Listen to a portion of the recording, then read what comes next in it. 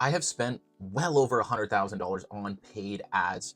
And look, you can see about $136,000 and made back over $500,000. So how can you put $1 in, you get $4 out or $5 out consistently? Because as soon as you crack that code, your business is going to scale beyond what you thought was possible.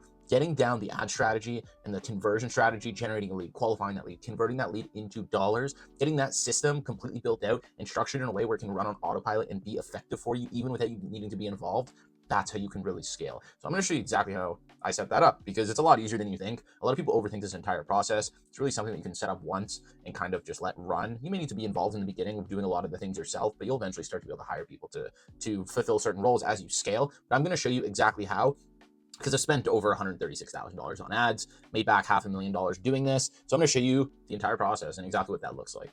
And so firstly, it is a lot more straightforward than you think. I'm going to kind of break down firstly the ads campaign structure, just generally what that looks like to test ads and see how they perform, and then highlight winners, especially if you're starting and you don't have a huge budget.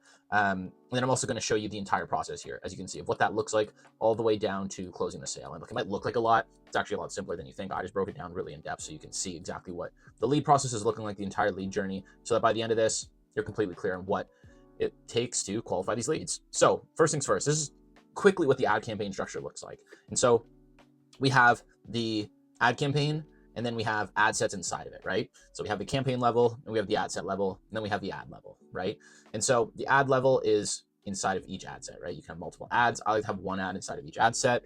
And so let's say we're going after, let's say, home service or roofers specifically. And so let's say inside of here, we have 3 ad sets, right? We have one ad set targeting construction, let's say, or let's say we're going after home service, a bit more broad. And we're kind of trying to see what niche inside of home service is the best. We got construction, we got home renovation, and we got roofers. Let's say those are the 3 we're targeting. We just want to see which interest is the best, right? But for us to test which interest is the best and see which one is the best, all other variables that are included need to be the exact same, or we can't attribute the success that we see to the interest itself, right? Same in any test. And so inside of here, you can see we have 5 creatives. These can be, different static creatives, videos. In the beginning, you can use static creatives. They're very simple to create. You can go into ChatGPT and just create pretty straightforward creative. ChatGPT has gotten really damn good. So you can create pretty simple creatives inside of there. Static creatives are good if you're not spending too much. But once you pass kind of, let's say, the 10K a month in ad spend, you're probably going to want to start using video ads. Video ads are a lot better as you scale. And so we use purely video ads. They do very, very well. I can show you some of our video ads as well that we're running targeting home service companies for this AI infrastructure offer. And then we have, as you can see, 5 creatives. These 5 creatives are the same as these 5 creatives and these 5 creatives. Exact same across all the ad sets. And we have the primary text. So the primary text, you want it to be a couple, there's a few main things you want it to follow, right? Calling out the offer, or calling out the target audience, roofers doing 50K a month, or roofers who are chasing leads, something along those lines. Calling out your target audience. You want to have your offer there, what it's doing, what it'll save them from having to do, and then a call to action at the end. So that's the primary text. I like to test out 3 different variations of that. And I like to do 3 headlines as well, and then a call to action at the end. So all of these are going to be the exact same as all of these, and the exact same as all of these. And let's say after a few days, or let's say a week of running it, we see what the winner is. And so to create our winning ad set after a winning ad campaign, what we're going to do is we take this, and let's say roofers was the winner, right? So let's say roofing was the winners. Roofers. I'm just going to leave that small just because you guys get the idea. Now let's say creative 2 was the best performer. We'll take creative 2. Let's say primary text 1 was the best performer. Let's say headline 3 was the best performer. So we'll take all of those. CTA, we'll always leave it as learn more. We take these and we'll launch these as a new campaign.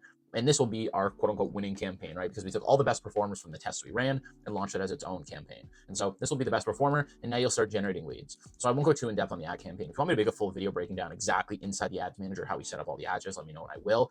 And if you guys want us to implement all of this with you and for you into your business and show you exactly how to implement this entire system, you can click the link below.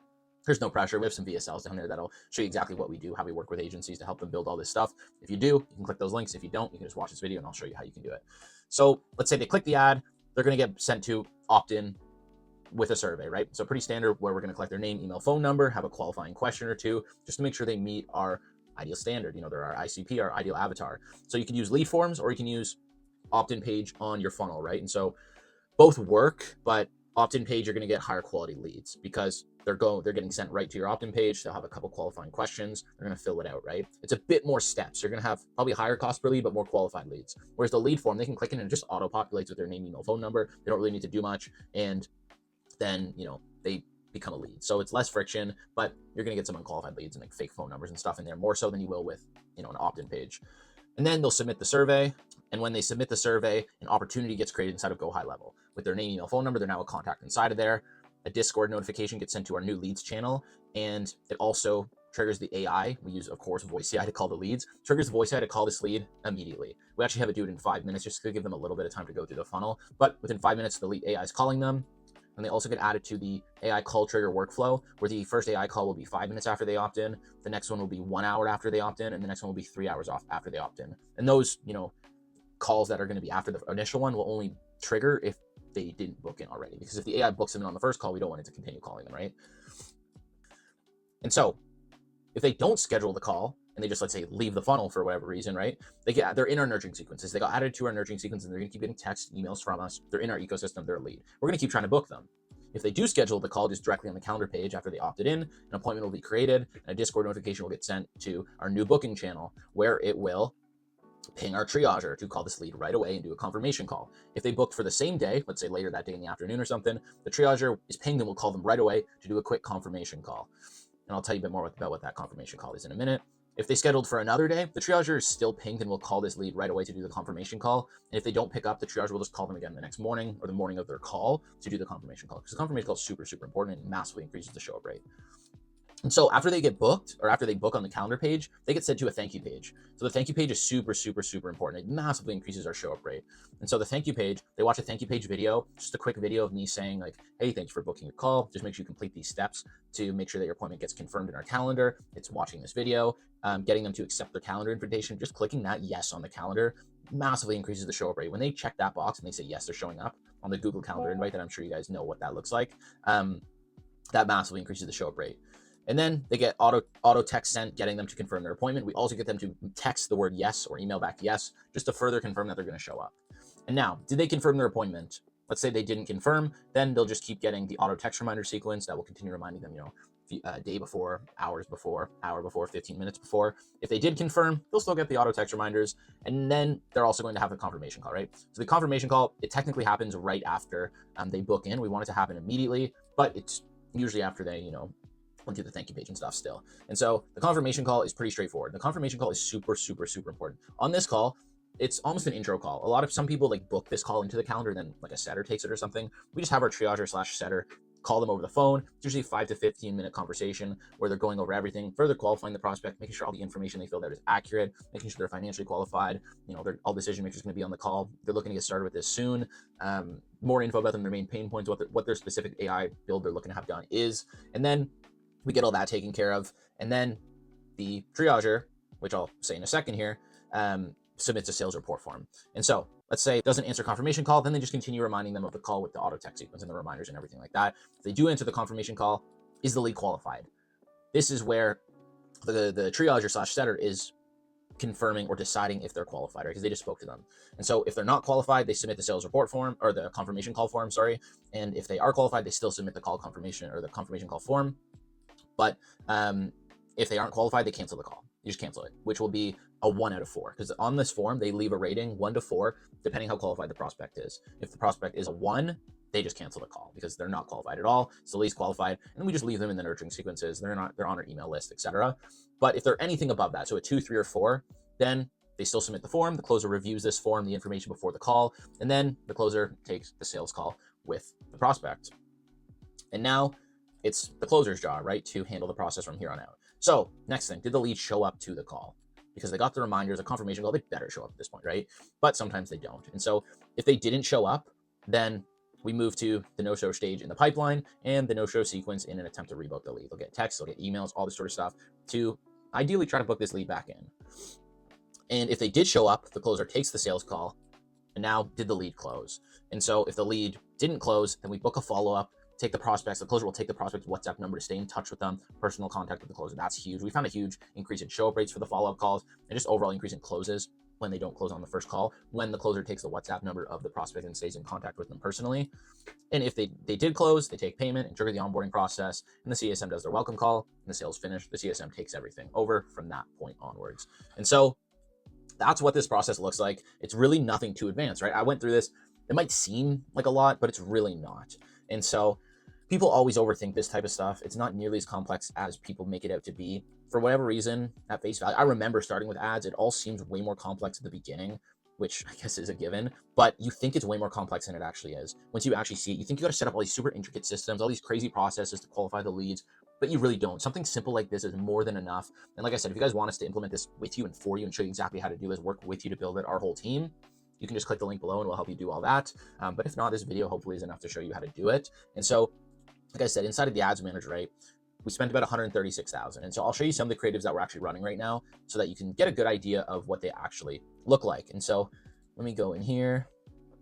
And so we have 4 ad sets running right now, targeting HVAC, home renovation, roofing, and then an open ad set. And so I'll show you exactly what these ads look like because we're targeting home service businesses right now with these.